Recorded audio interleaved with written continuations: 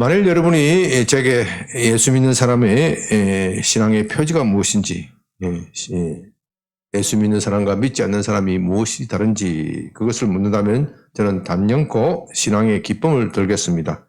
저는 기쁨이야말로 예수 믿는 사람이 안 믿는 사람과 구분하는 가장 기본적인 표지다. 그렇게 생각하고 있습니다.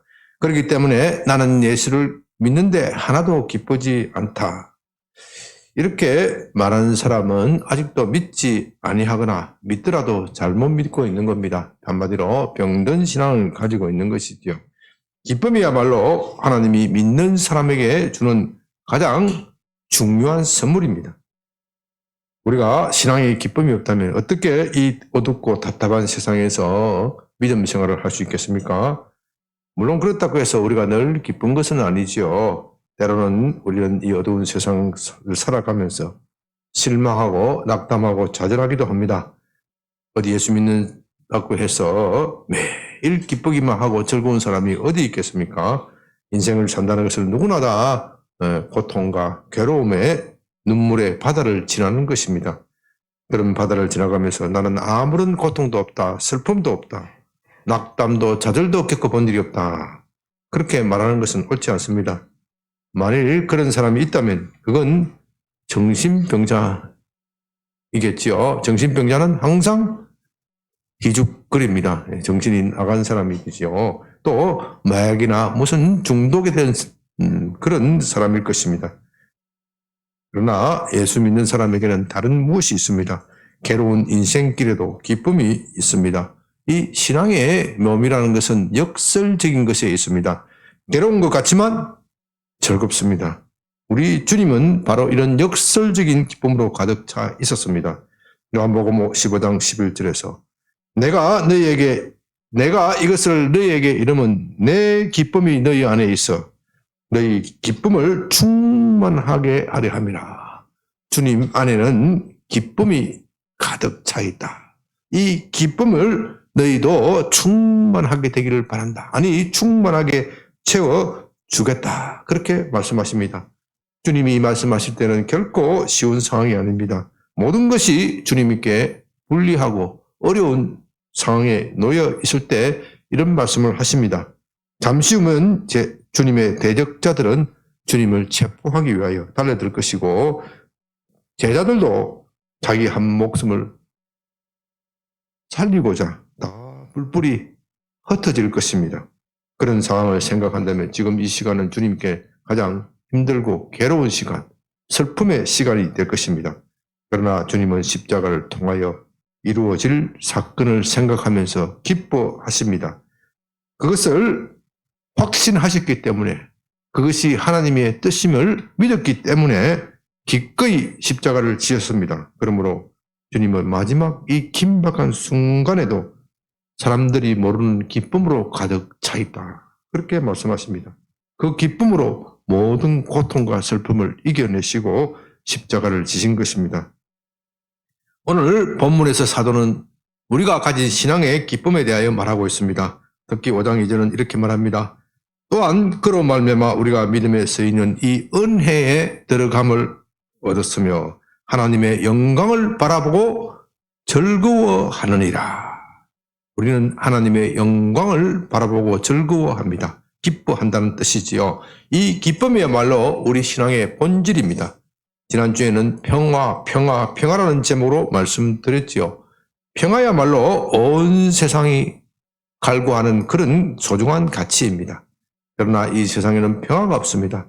나라에도 평화가 없고 가정에도 평화가 없습니다. 우리가 지난 주간에 추석 명절을 지냈지만 추석 명절이 지나면은 추석 명절을 지나고 올 때 정말 오래간만에 친지를 잘 만나서 회포를 풀었다. 그런 사람보다는 어떤 사람이 더 많아요? 다시는 안 갈 것이다. 다짐하는 사람이 더 많아요. 그래서 그것이 심해지면 명절 지나면 어떻게 해요?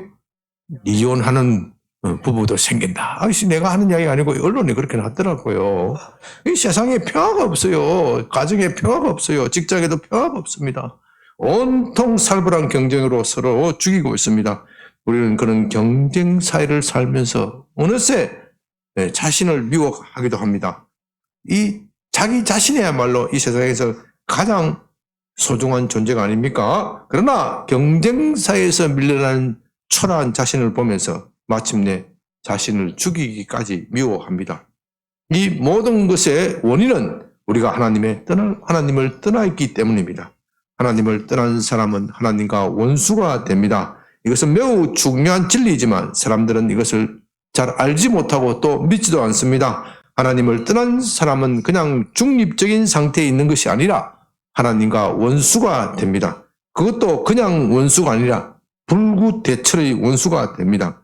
사람들은 이런 말을 들으면 나는 하나님께 특별한 잘못한 일도 없는데 하나님과 원수 맺은 일도 없는데 하나님과 원수가 된다니 무슨 말인가 그렇게 되물을 것입니다. 그런 사실을 결코 인정하지 않을 것입니다.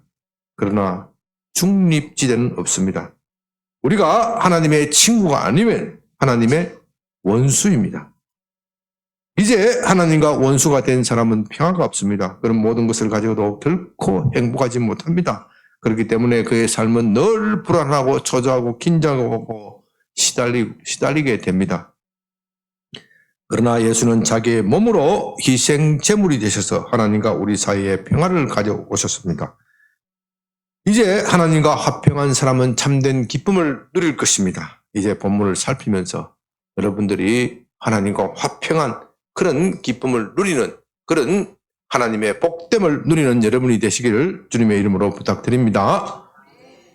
먼저 알아야 할 것은 세상도 기쁨을 약속한다는 것입니다. 그렇기 때문에 사람들은 이 손쉬운 세상의 기준, 세상의 가치를 따라갑니다. 마귀의 특징은 예수님을 모방하면서 예수님의 자리를 노린다는 사실입니다. 예수님이 자기를 믿는 사람들에게 기쁨을 약속하셨다면 마귀도 또한 자기를 따르는 무리에게 그것을 약속합니다.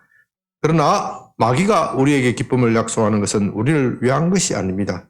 마귀는 거짓말장이이고 거짓의 아버지입니다. 그는 우리에게 평화를 준다, 기쁨을 준다 그렇게 말하지만 실상은 우리를 멸망시키려 하는 것뿐입니다. 마귀의 목적은 언제나 동일합니다. 그것은 사망입니다. 왜냐하면 자기 자신이 멸망의 길로 가고 사망의 길을 가는 것을 알고 있기 때문에 지옥의 동물을 구하는 것이 마귀의 목적입니다. 그래서 요한복음 10장 10절에서 도적이 온 것은 도둑질하고 죽이고 멸망시키려 하는 것뿐이라. 예수님께서 그렇게 밝히 말씀하셨습니다. 그와 같이 마귀는 언제나 우리를 죽이고 멸망시키려 할 뿐입니다. 마귀는 인간보다도 훨씬 뛰어난 영적 존재입니다. 그래서 마귀도 사탄도 가끔은 사람들이 원하는 성공을 가져다 줄 수 있고 사업에서 직장에서 성진을 가져다 줄 수 있고 장사도 잘 되게 할 수 있고 부와 명예와 권세를 가져다 줄 수도 있습니다. 심지어 요한계시록에 보면 죽을 병에 걸린 사람을 고치기도 합니다. 마귀는 대단한 영적 존재입니다. 출애굽기를 보면 모세는 지팡이가 뱀이 되게 하는 여러 가지 기적을 행하였지요. 이때 이집트의 마술사는 곧 마귀의 대리인이죠. 마귀의 대리인도 자신의 능력을 과시하면서 모세와 동일한 기적을 행하는데 심지어 나일강의 물을 피로 변하게 하는 그런 놀라운 일을 하기도 합니다. 그러나 마귀는 결코 사람의 생명을 살리는 일을 하지 못합니다. 아니, 그건 마귀의 능력 밖에 일이기도 하지만 설령 마귀가 그런 일을 할 수 있다 하더라도 그런 일을 하지 않습니다. 왜냐하면 그건 마귀의 본성과 반대되기 때문입니다. 마귀의 본성은 시기하고 미워하고 질투하는 것입니다. 그래서 그는 사람의 생명을 파괴하기를 좋아합니다. 그런데 그가 어떻게 사람의 생명을 살리는 일을 할 수 있겠습니까? 이건 출애굽기의 기적을 봐도 잘 알 수 있습니다. 모세가 나일강의 물을 피로 변하게 하였다면, 그런 재앙을 내렸다면 마귀는 그 피로 변한 강을 다시 물로 되돌려 놓아야 합니다. 그래야 그가 이집트 사람을 사랑한 것이다. 그렇게 말할 수 있을 것입니다. 그러나 그는 모세를 모방하면서 나도 그런 일을 할 수 있다. 자기의 능력을 과시하지만 피를 물로 변하게 하는 일은 하지 못합니다. 물론 마귀가 그럴 능력도 없지만 그런 능력이 있다 하더라도 그런 일은 하지 않습니다. 왜냐하면 그는 선한 일을 미워하고 악한 일을 좋아하기 때문입니다. 이제 이 세상에 속한 사람에게는 참된 기쁨이 없다는 것은 바로 그런 이유 때문입니다. 이 세상 사람들은 자신들이 인정하든 인정하지 않든 마귀에 예속되어 있고 마귀의 종입니다. 나는 마귀의 존재 자체를 인정하지 않는데 내가 어떻게 마귀의 종이 될 수 있느냐. 사람들은 그렇게 항변하겠지만 그런 말 자체가 이미 그가 마귀에 속했다는 증거입니다. 사람이 하나님의 권위를 인정하지 않는 한, 하나님의 권위 속에 들어가지 않는 한 그는 마귀의 종이 됩니다. 요즘 사람들은 이런 영적인 차원을 인정하지 않으려고 합니다. 하나님은 물론이고 마귀나 천사의 존재도 부인합니다. 보이는 것만이 전부고 물질만이 전부라고 생각합니다. 그러나 그런 생각 자체가 이미 마귀에게 속한 것입니다. 마귀에 속한 사람은 이 세상에 속한 사람이고 그 안에 선한 것이 없습니다. 이 말을 잘 이해하시기 바랍니다. 그 말은 예수 안 믿는 사람은 착한 일을 할 수 없다. 그런 뜻은 아닙니다. 안 믿는 사람들도 자선도 베풀고 착한 일을 많이 합니다. 심지어 그들 가운데 너무도 착한 일을 많이 해서 우리 믿는 사람을 부끄럽게 만들기도 합니다. 그러나 성경은 그런 착한 일도 악하다 그렇게 말합니다. 왜냐하면 그는 하나님을 인정하지 않기 때문입니다. 하나님을 인정하지 않는 사람이 선을 베푸는 것은 다른 사람들로부터 자기가 얼마나 착한 사람인지를 보여주기 위한 것입니다. 우리는 이것을 나쁘다고 말할 수는 없습니다. 그건 명예의 감정이고 사람에게는 이런 명예의 감정이 있어야 선을 행할 수가 있지요.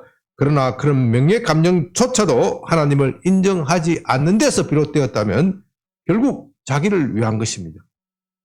사람이 자기를 위하여 사는데 하나님이 그 사람을 위하여 구원을 베풀고 복을 주실 이유가 어디 있습니까?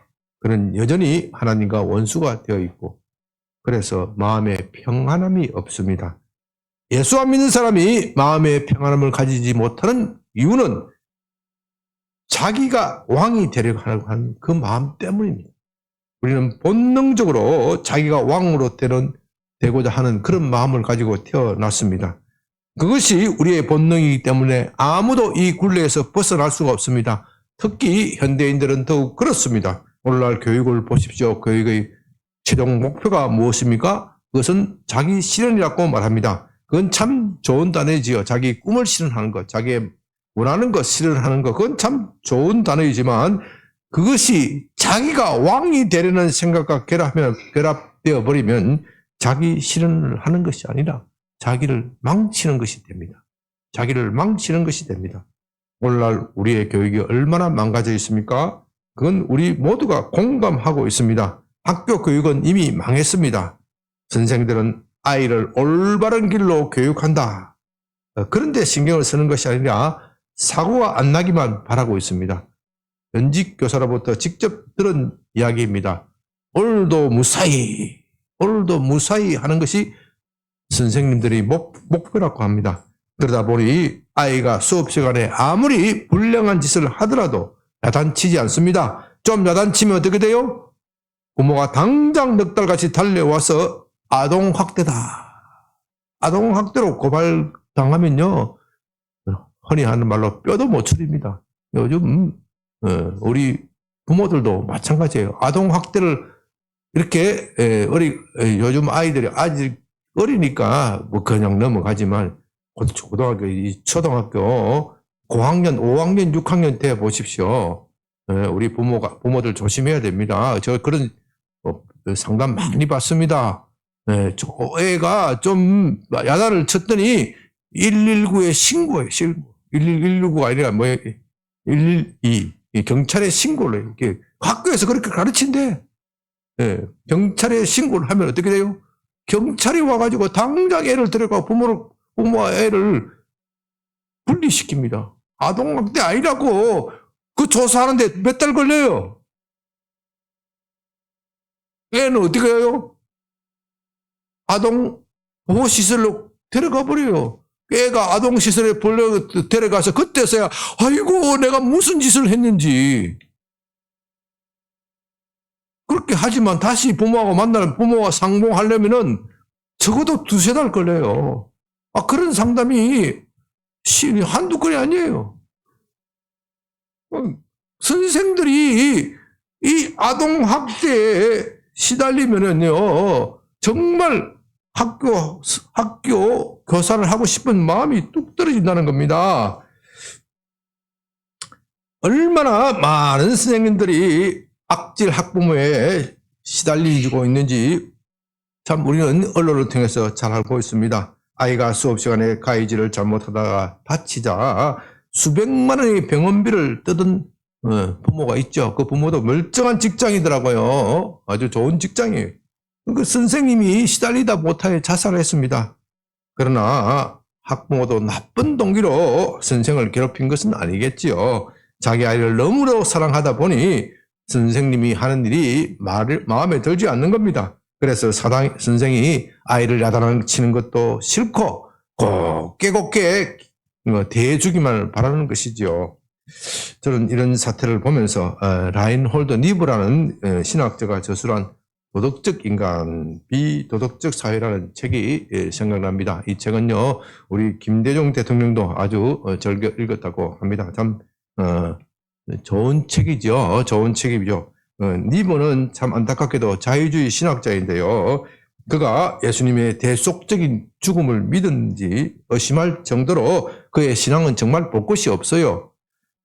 그런데 이 자유주의 신학자들이 잘하는 것이 하나 있는데 그것은 그들이 사회를 예리하게 잘 분석한다는 겁니다. 물론 분석만 잘할 뿐 답은 없습니다. 답은 오직 예수뿐인데 이 자유주의 신학자들은 그것을 인정하기 싫으니 그들의 말은 옳지만 답이 없어요. 니브도 바로 그런 부류의 사람입니다. 그는 우리 사회의 근본 문제를 예리하게 분석하여 참 좋은 책을 펴냈지만 예수가 답이라는 말은 결코 하지 못합니다. 어쨌든 니브의 말은 우리 사회를 분석하는 데 도움이 되니까 제가 말씀을 드리는 겁니다. 니브가 말하는 요점은 이런 겁니다. 부모가 자식을 사랑하는 것이 어떻게 죄가 될 수 있습니까? 그건 아무리 지나쳐도 지나치지 않는 겁니다. 부모가 자식을 사랑하는 것이 어떻게 죄가 될 수 있겠습니까? 그러나 넓은 사회적인 측면에서 보면 그것이 죄가 될 수 있다는 겁니다. 자식을 사랑하더라도 올바른 방법으로 사랑해야지. 사회적 관계성 속에서 사랑해야지. 그렇게 사랑하지 않으면 오히려 자식을 망치고 사회를 망친다는 겁니다. 그래서 개인적으로 보면 자식 사랑이라는 것은 매우 도덕적인 훌륭한 행동이지만 사회적으로 보면 비도덕적인 행동이 될 수 있다. 그것이 니브의 결론입니다. 저는 니브의 그런 주장을 보면서 그것이 바로 우리 사회가 마귀에게 장악당하고 있다는 증거다. 마귀가, 니브가 그렇게 결론을 내렸으면 얼마나 좋겠습니까? 그러나 니브는 결코 그런 주장을 하지 않습니다. 그가 마귀의 존재를 인정한다는 것을 들어본 일도 없습니다. 그러나 성경은 마귀가 이 세상을 장악하고 있다고 말합니다. 마귀는 우리 눈을 가려서 하나님의 영광을 바라보지 못하게 합니다. 맹목적으로 만들어버립니다. 그래서 자기 딴에는 자기 자식에게 착한 일을 한다고 하지만 결국 어떻게 해요? 자식을 망치고 나라 교육제도를 망치는 그런 악에 빠지게 합니다. 이제 하나님을 믿지 않는 사람은 그렇게 눈이 근시안적일 수밖에 없습니다. 자기를 중심으로, 자기가 세상의 중심으로 생각하고 세상을 바라보니 얼마나 볼 수 있겠습니까? 우물 안의 개구리가 하늘을 보면 언제나 하늘은 어떻게 해요? 조그만한 동그라미 뿐입니다. 그처럼 자기가 왕으로 착각하는 사람은 자기라는 한계에서 벗어나지 못합니다. 늘 그것만 생각하기 때문에 남들도 그런 줄로 착각하는 것이지요. 그렇기 때문에 그는 늘 불안합니다. 부와 명예, 권세 이런 것들만 있으면 행복할 것이라고 착각합니다. 사실 그런 것들은 붙잡기도 어렵지만 설령 그런 것에 성공하였다고 하더라도 행복을 보장해 주지 못합니다. 언제나 허탈감만 남을 뿐입니다. 제가 젊었을 때 지방 근무를 할 때 어떤 지방 유지가 이렇게 고백하는 것을 들은 일이 있습니다. 부모가 너무도 엄청난 재산을 물려주었다는 겁니다. 아무 일 하지 않아도 평생 먹고 살면서 떵떵거리면서 잘 살 수 있었습니다. 얼마나 부럽습니까? 처음에 부모님이 돌아가셨을 때 모든 것이 자기 것이 되었을 때 정말 신이 났습니다. 인생을 정말 돈을 실컷 써보겠다. 골프도 치고 주지 육림에도 빠져보고 전 세계 크루즈 여행도 해다니고 정말 원하는 것은 다 해보았다고 합니다. 그래도 그의 재산은 조금도 줄지 않았습니다. 아니, 늘어나 있었습니다. 그러나 나중에 인생이 너무도 시시해서 사는 것이 너무 시시해서 자살 충동에 시달렸다. 그렇게 고백하는 것을 들었습니다. 요즘 사람들은 이런 허탈함에 벗어나기 위하여 게임이나 마약에 중독됩니다. 그런 중독은 자신의 무능함을 잊어버리게 하고 마치 자신이 왕으로 된 것처럼 착각하게 만듭니다. 저도 술에 대해서 그런 경험이 있습니다. 저는 원래 술은 별로 좋아하지 않습니다. 체질적으로 술을 잘 받아들이지 않지요. 그러나 어쩌다가 회식할 때가 되어서 술에 취하도록 마신 일이 있는데 정말 기분이 뿅 가버리더라고요. 평소 우리는 잠재의식 속에 있는 생각을 눌러놓습니다. 잠재의식에 무엇이 있다고요? 우리가 무엇이 되려는 생각? 왕이 되려는 생각. 왕이 되려는 생각을 평소에 이 잠재의식이 있지만 이것을 의식이 눌러놓습니다. 왜요? 이것을 포출하다가는 어떻게 돼요? 이상한 사람, 흔히 말하는 또라이로 취급되어서 사람 대접받지 못하기 때문에. 그래서 평소에는 내가 나이스한 사람이다, 겸손한 사람이다, 내가 참 멋있는 사람이다 보이기 위해서 이 의식을 무의식으로 세계를 꽉 장악해서 덮어놓습니다. 그런데 술은 묘한 힘을 가지고 있어서 이 의식을 눌러놓는 의식의 힘을 어떻게 해요? 약화시켜버립니다. 약화시켜버리면 이 잠재의식에 있는 것이 다 포출되니까 어떻게 해요? 기분이 뿅 가버리죠. 좋아요 하는 사람 있죠. 뿅 가버립니다. 왜요? 자기가 왕이 된 것처럼 만들어버려요. 그러니 기분이 좋은 사람이 기분이 좋은 나머지 무슨 짓을 합니까? 다 나와! 응? 평소 같으면 마누라한테 오금도 못 펼 사람이 술에 취해서 큰소리 빵빵 치면서 문을 어떻게 해요? 빵! 그때 차면서 자기가 왕이 된 것처럼 행세를 합니다. 그러나 술에 깨면 어떻게 돼요? 깨갱! 술이 깨고 나면 참 창피하고 부끄럽지요. 그렇기 때문에 술은 우리에게 일시적인 기쁨을 주지만 그 결과는, 그 끝은 언제나 비참합니다. 그와 같이 세상이 주는 기쁨은 일시적으로 좋은 것 같지만 그 끝은 좋지 않습니다. 결국 후회와 파멸만 남을 뿐입니다. 우리가 우리 스스로 왕이 되려고 하는 이런 마음을 가지고 있는 순간 우리 마음에 평안함이 없습니다. 여러분들이 왜 그 마음의 평안함을 느끼지 못합니까? 예수 믿어도 왜 마음에 평안함이 없습니까? 우리 잠재의식 속에 있는 내 스스로 왕이 되려는 이 마음이 우리 잠재의식을 지배하고 있기 때문입니다. 이 세상에서도 왕이 되려고 하는 사람은 왕의 자기의 권좌를 지킬 수 있는 뭐가 있어야 돼요? 힘, 권세, 파워가 있어야 합니다. 그런 권세가 없는 허울뿐인 왕은 언제나 남에게 이용당할 뿐이고 자기의 목숨은 언제든지 정적에 의하여 제거될 수 있습니다. 그것은 우리가 역사 소설이나 역사에서 보면 늘 그렇지 않습니까? 그렇기 때문에 그 사람에게는 왕이 평안함이 없습니다. 왕자 자체가 뭐예요? 가시방석입니다. 가시방석. 늘 불안에 시달리게 되어 있습니다.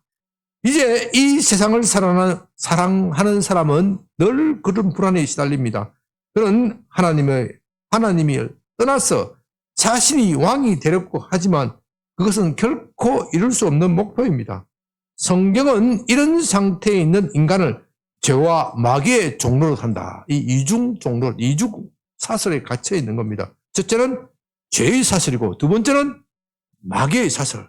요한일서 3장 8절에서 죄를 짓는 자는 마귀에게 속하나니 마귀는 처음부터 범죄함이라. 하나님의 아들이 나타나신 것은 마귀의 일을 멸하려 하심이라. 여기에서 죄를 짓는 자는 누구에게 속한다 그랬죠? 마귀에게 속합니다. 죄를 짓는데 나는 마귀에게 속하지 않았다. 그런 주장은 다 거짓말이에요.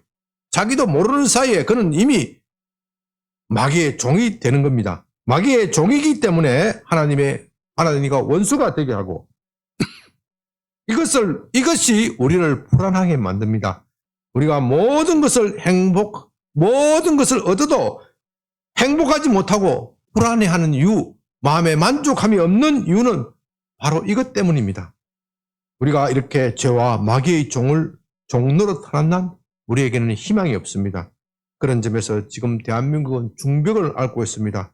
오늘날 성공한 나라로 받고 있는 대한민국은 속으로는 절망이라는 중병을 앓아가고 있습니다. 점점 우리는 죽어가고 있습니다. 성공한 이 나라에 사는 사람들이 희망이 없다는 건 참 아이러니합니다. 왜 젊은이들이 아이를 낳지 않습니까? 그건 희망이 없기 때문입니다. 왜 성공한 나라에 사는 대한민국 사람들이 자살을 그렇게 많이 합니까? OECD 국가 중에서 최고다. 다른 말로 하면 세계 최고라는 뜻입니다. 세계 최고다. 이 자살, 다른 평균보다 두 배, 세 배는 높아요. 왜 이렇게 대한민국이 절망 가운데 있습니까? 잘 사는 이 대한민국이 잘 사는 지옥이 되어버렸습니다.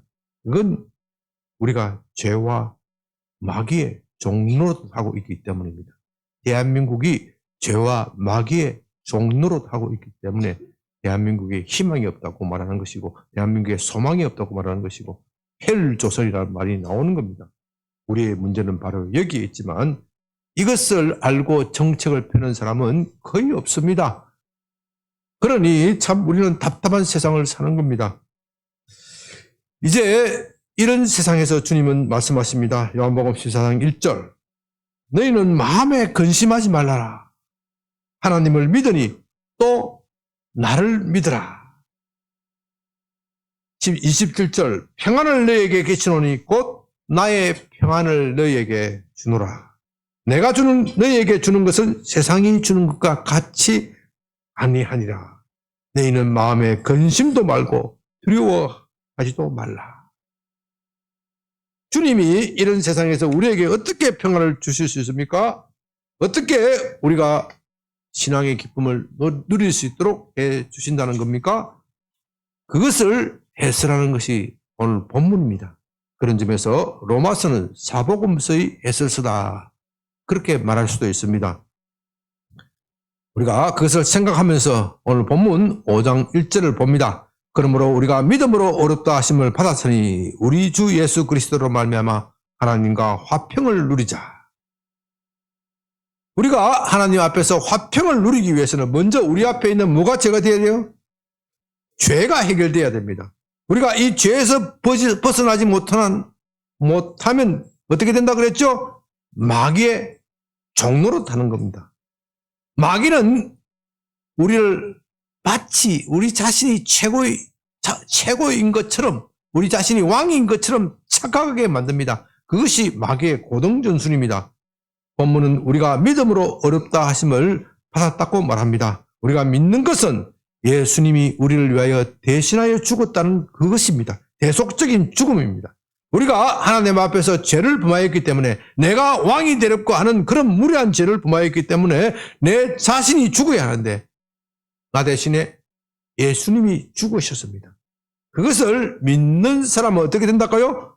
의롭다 하심을 받습니다. 여기서 의롭다 하심을 받으면 하나님은 다시는 그를 원수로 여기지 아니하시고 친구로 여기십니다. 왜냐하면 그 사람은 예수와 함께 자신의 옛사람을 십자가에 못 박았기 때문입니다. 우리의 옛사람은 자기가 왕으로 데려가는 본질적 속성이 있습니다. 예수 믿는 사람은 이런 옛사람을 십자가에 못 박습니다. 그리고 새 생명을 부여받습니다. 그 새 생명의 특징은 하나님이 왕이심을 인정하는 것입니다. 늘 하나님이 다스리고 하나님이 인정하는 것을, 하나님이 왕이심을 인정하는 것이 새 사람입니다. 이것을 새 사람을 덧입는다, 그렇게 표현하기도 합니다. 이렇게 새 사람을 덧입으면 그는 의인이 되는 겁니다. 원래 의인은 아니지만 의인으로 여기심을 받는 것입니다. 그래서 믿음으로 의롭게 되었다, 그렇게 표현하는 겁니다. 의인의 복은 하나님과 화평한 것입니다. 화평하다는 말은 단지 전쟁이 없는 그런 상태, 그런 평화의 상태를 말하는 것이 아닙니다. 그것을 훨씬 넘어서서 그 사람은 하나님의 자녀가 되고 또 하나님의 친구가 됩니다. 하나님의 자녀이고 또한 하나님의 친구이기 때문에 하나님이 전적으로 그를 돌봐줍니다. 조직 폭력배도 보면요, 조직의 일원이 되면 어떻게 해요? 또 두목의 친구가 되면 어떻게 돼요? 조직에서 어떻게 해요? 뒷봐줍니다. 그러나 하나님이 돌봐주시는 것은 그런 차원을 훨씬 벗어나서 그의 인생 전부를 책임져 주십니다. 조직에서 돌봐주는 것을 보면요, 조직이 알면 삼키고 쓰면 어떻게 해요? 뱉어버리고, 조직, 깡패 조직 어리 별로 오래 못 갑니다. 그러나 우리 하나님의 어리는 일평생 영원합니다. 그것을 보여주는 것이 십자가 사건이지요. 그는 더 이상 외톨이가 아닙니다. 천지를 지으신 하나님이 그의 뒤를 돌봐주십니다.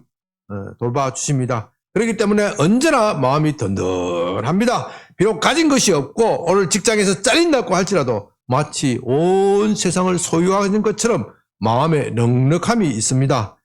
2절, 또한 그로 말미암아 우리가 믿음으로 서 있는 이 은혜에 들어감을 얻었으며 하나님의 영광을 바라보고 즐거워하느니라. 이 9절에서 하나님의 영광이라는 단어가 참 중요합니다. 우리는 하나님의 영광 속으로 들어가야 합니다. 3장 23절에서 모든 사람이 죄를 범하였음에 하나님의 영광에 이르지 못하였더니, 원래 모든 사람은 하나님의 영광에 있었습니다. 그런데 죄를 범하였기 때문에 어떻게 되었다고요? 하나님의 영광에서 이르지 못하였다. 하나님의 영광에서 쫓겨났다, 그런 뜻입니다. 여기서 하나님의 영광이라는 말은 하나님의 임재다, 그렇게 고쳐서 표현할 수도 있습니다. 모든 사람이 죄를 범하였기 때문에 하나님의 임재, 거기서 쫓겨나서 그 임재에 이르지 못합니다. 하나님과 함께 살아야 하는데 원래 우리는 하나님과 함께 살도록 되어 있고 그렇게 살면 행복하도록 되어 있었는데 거기서 쫓겨났다는 겁니다. 그런데 예수님이 우리의 죄를 위하여 대신하여 십자가를 지셨기 때문에 우리는 다시 하나님의 임재를 바라보게 되었습니다. 다시 그 임재 속에, 영광 속에 들어가게 되었습니다. 하나님과 화목하게 되어 다시 하나님과 살게 되었습니다. 우리는 그것을 바라보고 즐거워한다는 겁니다. 어떻게 하여 이런 일이 이루어지셨습니까? 그것은 전적으로 하나님이 하신 일 때문입니다. 그리고 또한 그것을 우리가 믿었기 때문입니다. 하나님은 십자가의 은혜를 베푸셨고 우리는 그것을 믿었습니다. 그래서 이런 놀라운 일들이 일어나는 겁니다. 따라서 믿음이라는 것은 하나님이 하신 일을 그대로 받아들이는 겁니다. 하나님이 하늘에서 비를 내리지만 그것을 받아들이는 그릇이 없으면 무슨 소용이 있겠습니까? 그냥 빗물로 흘러내리고 그럴 뿐입니다. 아무 소용이 없어요. 그와 같이 하나님의 은혜는 하늘에서 내리는 비와 같고 믿음은 그것을 담는 용기와도 같습니다. 그렇기 때문에 은혜와 믿음은 서로 결합되어 있어야 합니다. 은혜가 먼저 선행되어야 하지만 믿음이 없으면 그 은혜도 어떻게 해요? 소용이 없는 겁니다. 그래서 믿음으로 서 있는 이 은혜에 들어가면 얻었다, 그렇게 표현하는 것이지요. 그렇게 은혜 안에 들어가면 하나님의 임재를 바라보고 즐거워한다는 것입니다. 이것이 바로 신앙의 기쁨의 원천입니다. 이것을 가지고 예수님은 나를 믿는 사람은 그 배에서 생수의 강이 흘러 넘칠 것이다, 그렇게 말씀하십니다.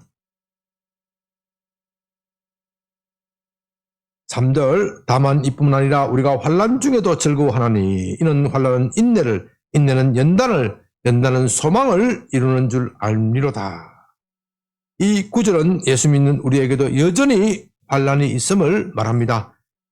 바로 이것을 바로 이해야 하는 것이 참 중요합니다. 어떤 사람은 우리가 예수 믿기 때문에 모든 것이 잘 될 것이다, 환난이 없을 것이다, 그렇게 말합니다. 그러나 결코 그렇지 않습니다. 우리가 예수 믿기 때문에 반드시 당하는 환난이 있습니다. 환난이 없다는 말은 거짓말입니다. 이 점에 대하여 예수님은 요한복음 16장 33절에서 세상에서는 너희가 환난을 당하나 담대하라, 내가 세상을 이겼노라, 그렇게 말씀하셨습니다. 예수님은 우리가 예수 믿기 때문에 환난을 당할 것이다, 그렇게 말씀하십니다. 그렇기 때문에 예수 믿기 때문에 환난을 당하지 않을 것이다 고 말하는 것은 거짓된 가르침입니다. 우리가 하나님의 나라에 들어가기 위해서는 많은 고난을 받아야 합니다. 그것이 올바른 성경의 가르침입니다. 그러나 두려워할 필요는 없습니다. 왜냐하면 우리가 반드시 승리할 것이기 때문입니다. 우리의 전쟁은 이미 그 승패가 결정되어 있습니다.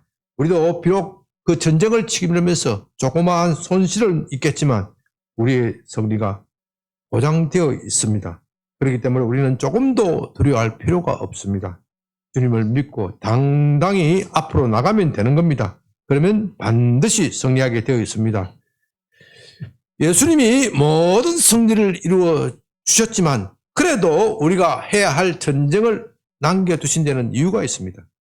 그 이유를 본문에서는 환난은 인내를 만들고 인내는 연단을 이루며 연단은 소망을 이루기 때문이다, 그렇게 말합니다.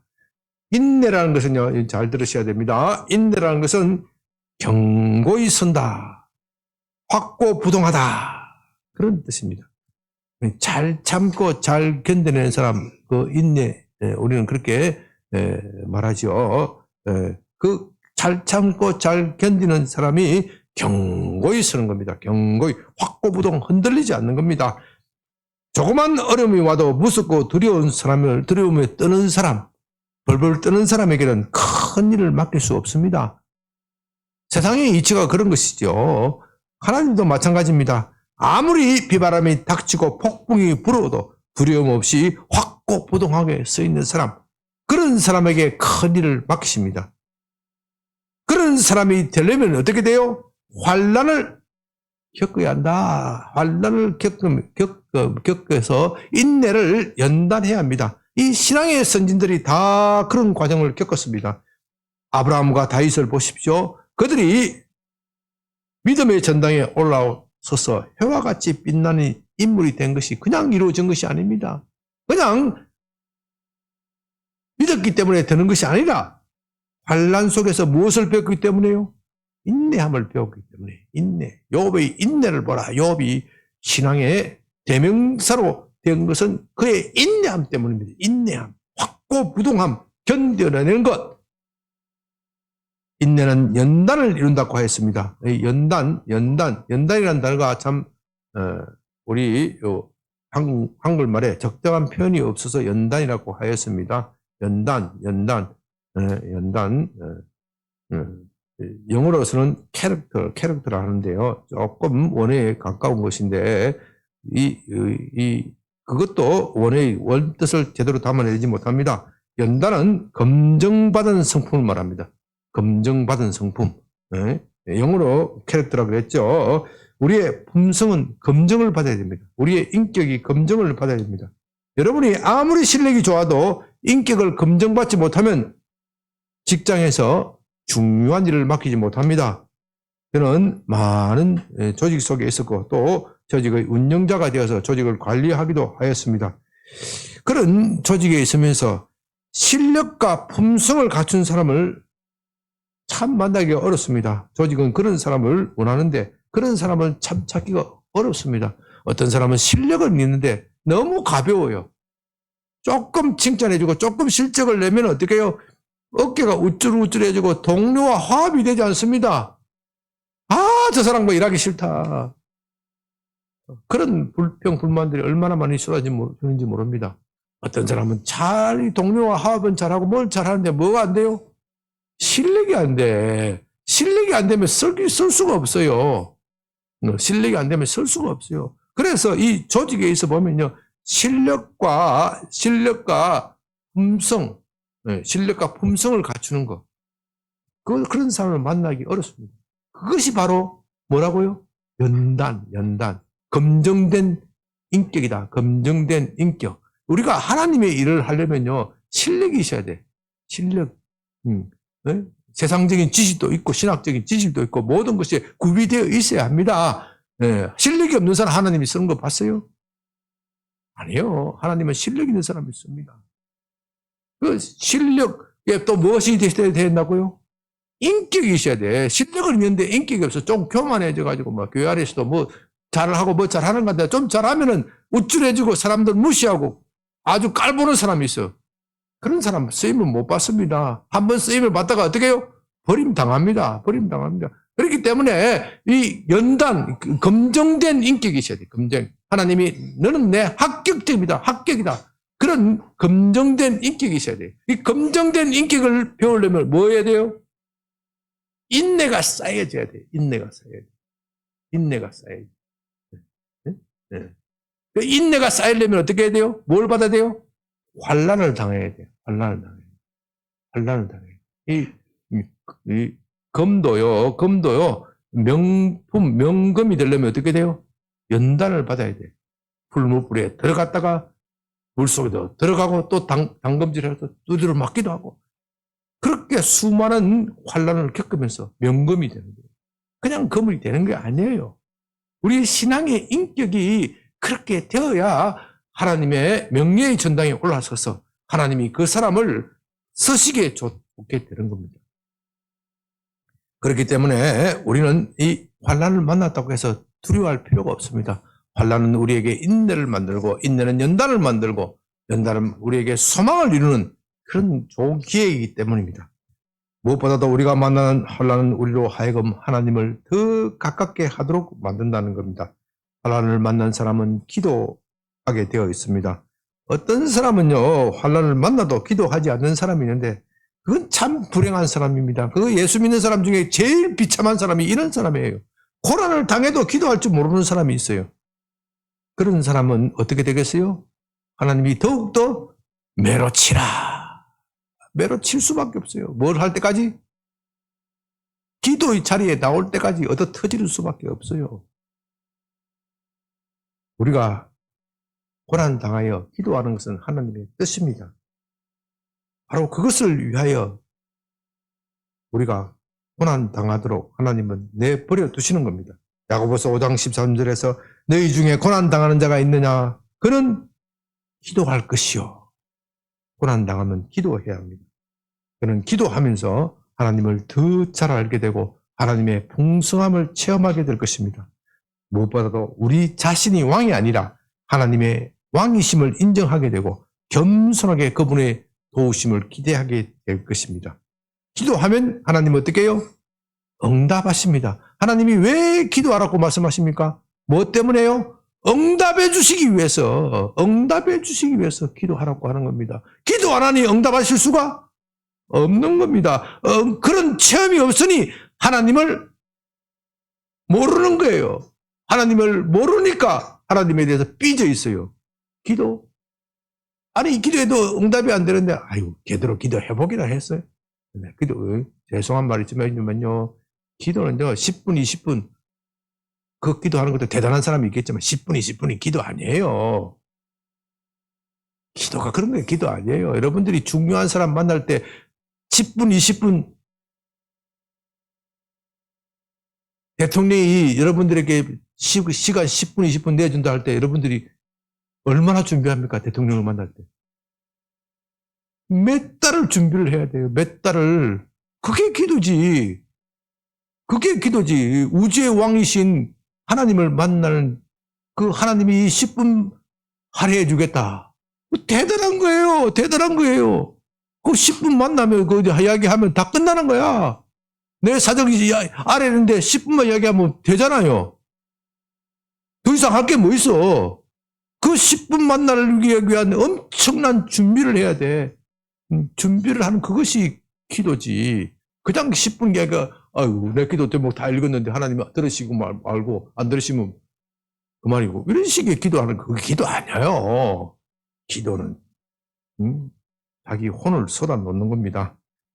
여러분은 이 등식을 잘 기억하시기 바랍니다. 우리는 환난을 당합니다. 환난을 당하면서 기도하는 법을 배웁니다. 기도하면 하나님의 응답하시고 우리는 하나님의 풍성함을 체험하게 됩니다. 우리는 이런 일을 반복하면서 인내를 배우고 또 인격을 연단받습니다. 마침내 하나님이 인정하는 사람이 되어 모든 일을 척척 잘 해낼 수 있습니다. 그렇기 때문에 신앙은 기뻐하는 것입니다. 환난 중에서도 기뻐하는 것입니다. 하나님의 영광을 바라보면서 하나님께서 나와 동행하실 것을 바라보면서 기뻐하는 것입니다. 이것을 가지고 5절은 이렇게 말합니다. 소망이 우리를 부끄럽게 하지 아니하면 우리에게 주신 성령을 말미암아 하나님의 사랑이 우리 마음에 부은 바 되니 우리는 소망을 가지고 있습니다. 이 세상 사람들과 다릅니다. 이 세상 사람들은 소망이 없기 때문에 이 세상을 지옥으로 생각하지만 우리에게는 소망이 있습니다. 환난 뒤에는 더욱 멋지고 아름다운 세상을 만나게 될 것입니다. 우리 주님을 보게 될 것입니다.